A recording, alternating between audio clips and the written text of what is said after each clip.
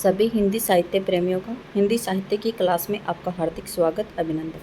देखिए, हम पढ़ रहे हैं आधुनिक गद्य साहित्य परंपरा का परिवर्तन। प्रकरण तीन में प्रथम उत्थान 1925 से 1950। सन में पूछे आपसे तो 1868 से 1893। ठीक है, सामान्य परिचय पढ़ रहे हैं और किसके द्वारा पढ़ रहे हैं? हम रामचंद्र शुक्ल जी के द्वारा। ठीक है, आज हम पढ़ेंगे लाला श्रीनिवास दास जी को, क्योंकि हम जो कौन है, हाँ जी, भारतेंदु जी के बारे में पढ़ चुके हैं, भट्ट जी के बारे में, और बद्री नारायण चौधरी प्रेमगंज जी के बारे में, प्रताप नारायण मिश्र जी के बारे में, 4 कवियों के बारे में हम पढ़ चुके हैं। आज पढ़ेंगे हम लाला श्रीनिवास दास जी के बारे में। ठीक है, चलिए शुरू करते हैं।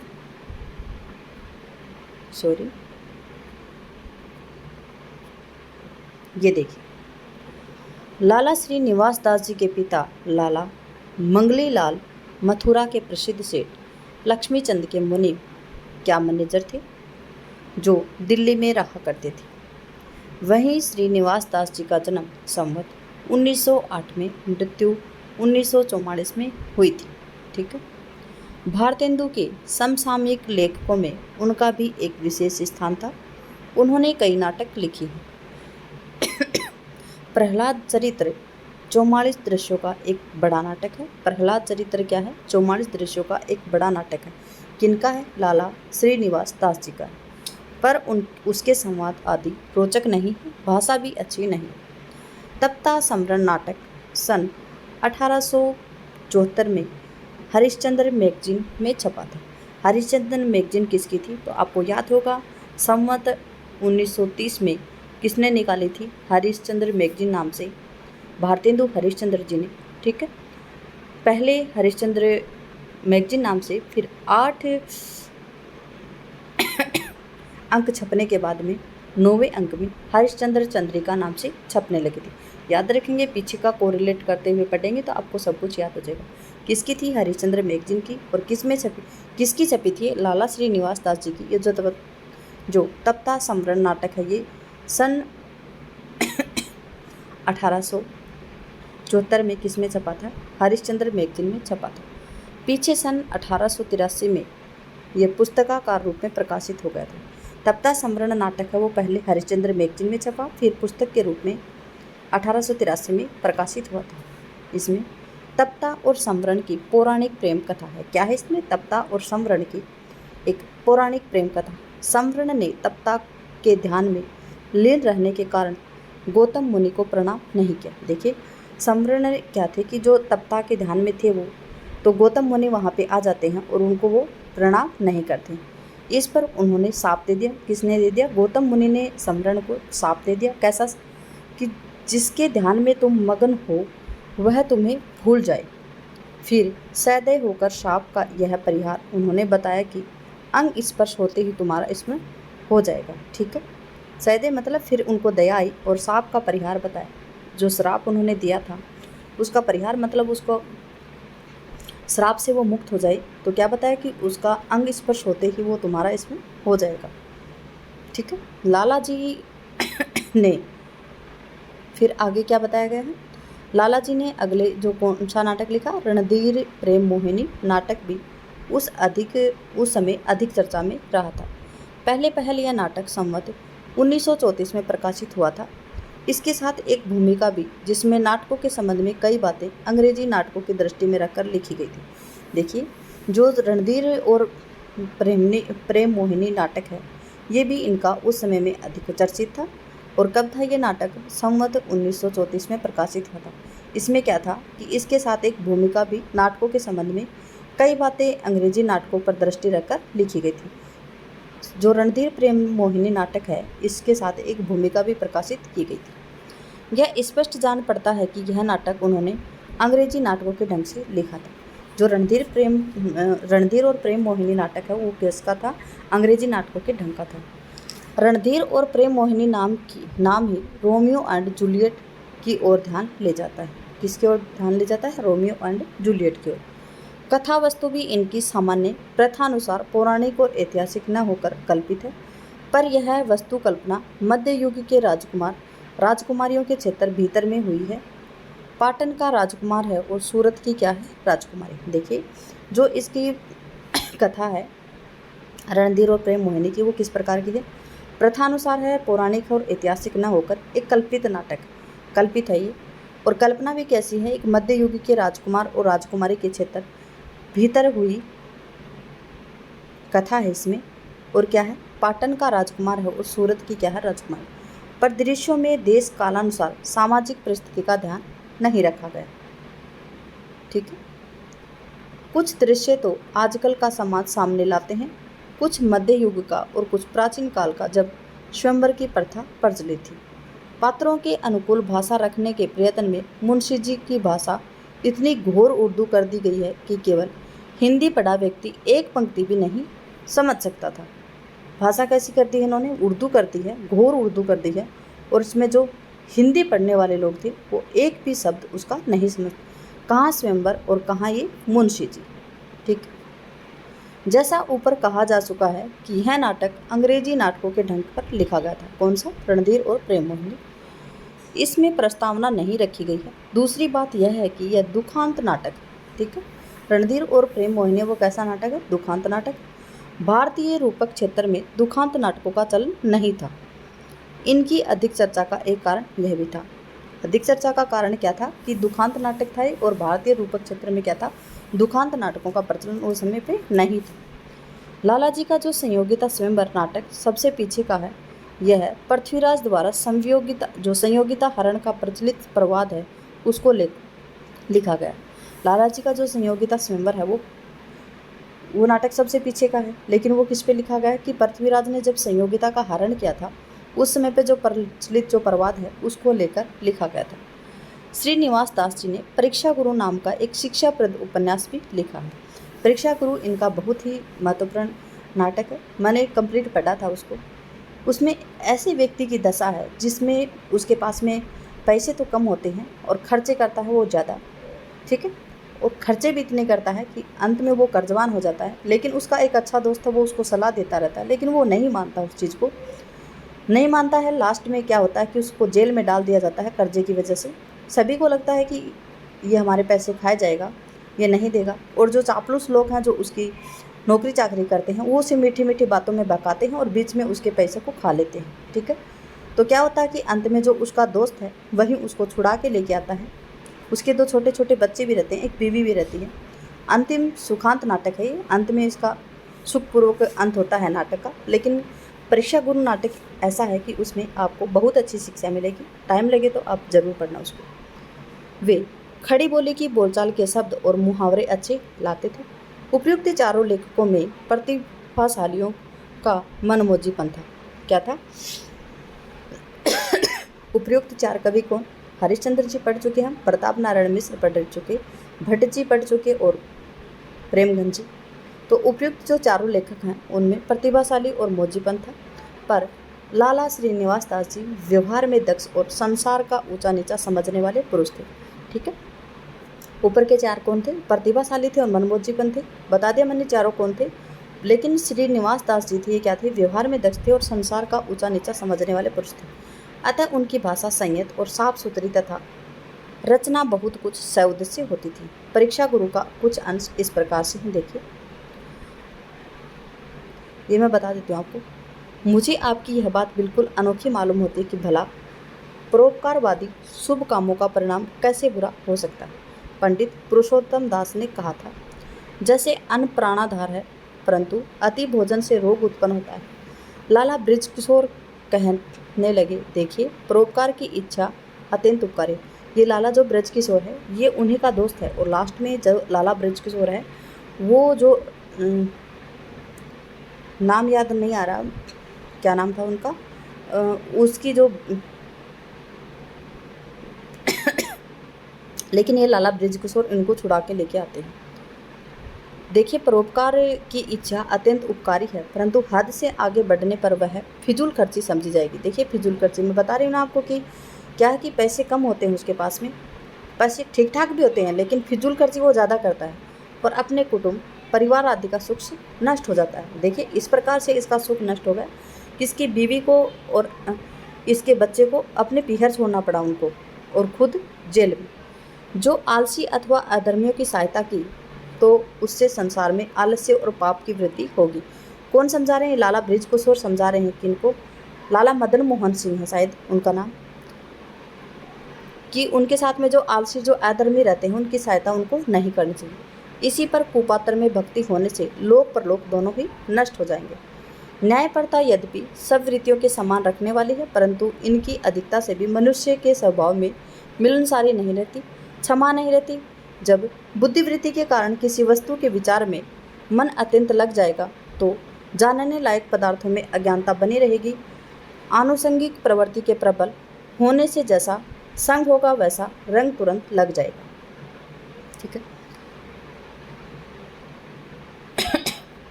मेरे मोबाइल में एक स्क्रीनशॉट है, मैं उसको निकाल के आपको टाइम देकर उसको मैं ज़रूर बताऊंगी। देखिए, शॉर्ट्स वीडियो में देखना आप, उसमें मिलेगा आपको। मैं अभी इस वीडियो को डाउनलोड करने के बाद में डाल दूँगी उसका मेन मोटो क्या था उपन्यास का। ऊपर के उद्धरण में अंग्रेजी उपन्यासों के ढंग पर भाषण के बीच या अंत में अमुक ने कहा, अमुक कहने लगे, ध्यान देने योग्य है। खैरियत हुई कि इस प्रथा का अनुसरण हिंदी के उपन्यासों में नहीं हुआ। भारतेंदु के मित्रों में कई बातों में उन्हीं किसी तबीयत रखने वाले विजयराघव गढ़ मध्य प्रदेश के राजकुमार ठाकुर जगमोहन सिंह भी थे। जग को मोहन ने खूब सताया। याद करवाया था मैंने आपको, 1857 है इनका जन्म। उनका जन्म श्रावण शुक्ल चतुर्दशी संवत 1914 में को और मृत्यु संवत 1956 को हुई थी। ठीक है। मार्च सन 1899 में हुई थी मृत्यु। वे शिक्षा के लिए कुछ दिन काशी में रखे गए थे, जहां उनका भारतेंदु के साथ मेलजोल हुआ था। वे संस्कृत साहित्य और अंग्रेजी के अच्छे जानकार और हिंदी के एक प्रेम पथिक कवि और माधुर्यपूर्ण गद्य लेखक थे। प्राचीन संस्कृत साहित्य के अभ्यास और विद्याटवी के रमणीय प्रदेश में निवास के कारण विविध भावमयी प्रकृति के रूप माधुर्य की जैसी सच्ची परख, जैसी सच्ची अनुभूति वैसे थी उनमें थी, वैसी उस काल के किसी हिंदी कवि या लेखक में नहीं पाई जाती। देखिए, इस पैराग्राफ में दिया गया है कि जो जगमोहन सिंह के जी के बारे में बताया गया। ठीक, आगे देखते हैं। अब तक जिन लेखकों की चर्चा हुई है उनके हृदय में इस भूखंड की रूप माधुरी के प्रति कोई सच्चा प्रेम संस्कार नहीं है। परंपरा पालन के लिए चाहे प्रकृति का वर्णन उन्होंने किया हो, पर उनका हृदय नहीं मिलता। अपने हृदय पर अंकित भारतीय ग्राम्य जीवन के माधुर्य का संस्कार ठाकुर साहब ने ही किया है। किसमें? श्यामा स्वपन में व्यक्त किया है। उनकी सरसता निराली और बाबू हरिश्चंद्र, पंडित प्रताप नारायण मिश्र आदि कवियों और लेखकों की दृष्टि और हृदय में पहुँच मानव क्षेत्र तक ही थी, प्रकृति के अपने क्षेत्रों पर नहीं। पर ठाकुर जगमोहन सिंह ने नर क्षेत्र के सौंदर्य की प्रकृति के और क्षेत्रों के सौंदर्य में मेल में देखा है। प्राचीन संस्कृत साहित्य के रुचि संस्कार के साथ भारत भूमि की प्यारी रूपरेखा को मन में बसाने वाले पहले हिंदी लेखक थे। यहाँ पर बस इतना ही कहकर हम उसे श्यामा स्वपन का एक दृश्य खंड नीचे देते। देखिए, ये श्यामा स्वपन से संबंधित है, आप पढ़ सकते हैं इसको। ये देखिए कितना दिया हुआ है, मैं यहाँ पे इसको रोक देती हूँ।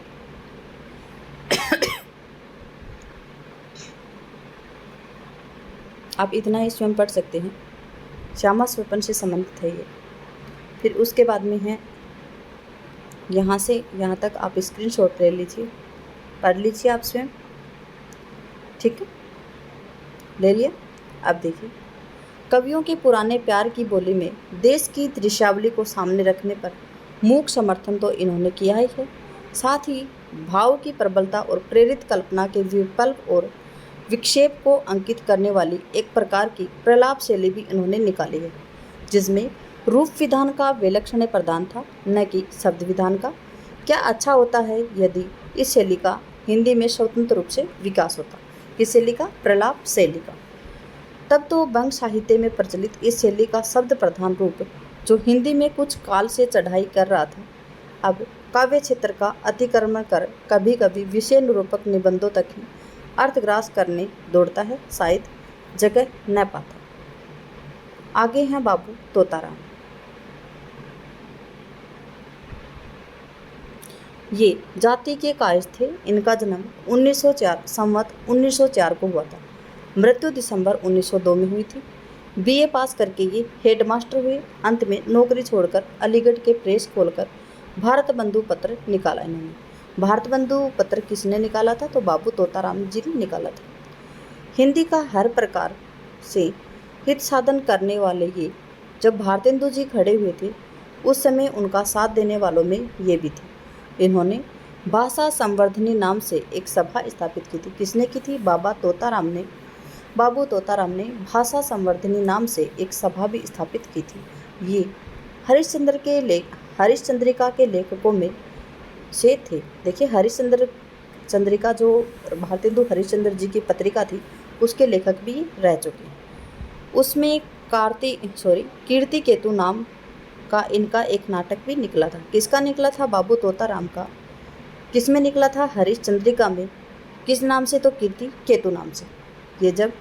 ये जब तक रहे हिंदी के प्रचार और उन्नति में ही लगे रहे। इन्होंने कई पुस्तकें लिखकर अपनी सभा के सहायतार्थ अर्पित भी की। जैसे केटो कृतांक नाटक अंग्रेजी का अनुवाद किया था। स्त्री सुबोधनी भाषा इनकी साधारण अर्थात विशेषता रही थी। इनके कीर्ति केतु नाटक का एक भाषण देखिए ये कीर्ति केतु नाटक का एक भाषण है इनका।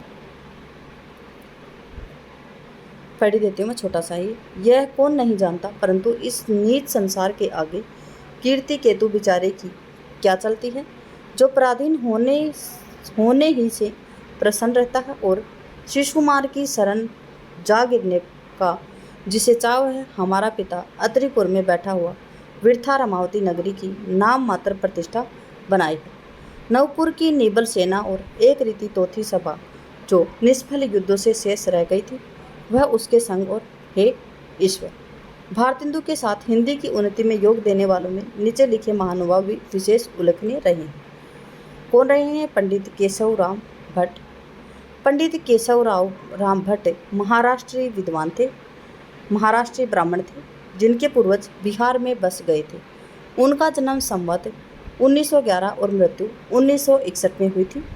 उनका संबंध शिक्षा विभाग से था। कुछ स्कूली पुस्तकों के अतिरिक्त उन्होंने सज्जाद सुंबुल और शमशाद शोषण नामक 2 नाटक भी लिखे थे। देखिए पंडित केशव राम के नाटक कौन कौन से थे? सज्जाद सुंबुल और शमशाद शोषण नाटक 2 नाम से नाटक उन्होंने लिखे थे। भाषा इनकी उर्दू ही समझिए। इन दोनों नाटकों की विशेषता यह थी कि ये वर्तमान जीवन को लेकर लिखे गए थे। इन्होंने हिंदू, मुसलमान, अंग्रेज, लुटेरे, लफंगे, मुकदमेबाज, मारपीट करने वाले, रुपया हजम करने वाले इत्यादि अनेक ढंग के पात्र आए हैं।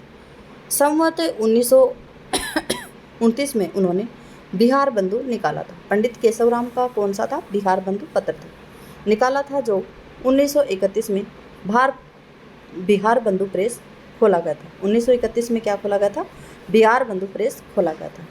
आगे हैं पंडित राधाचरण गोस्वामी। देखते हैं राधाचरण गोस्वामी। चलिए राधाचरण गोस्वामी पढ़ लेते हैं, बाद में आज नहीं पढ़ेंगे बस।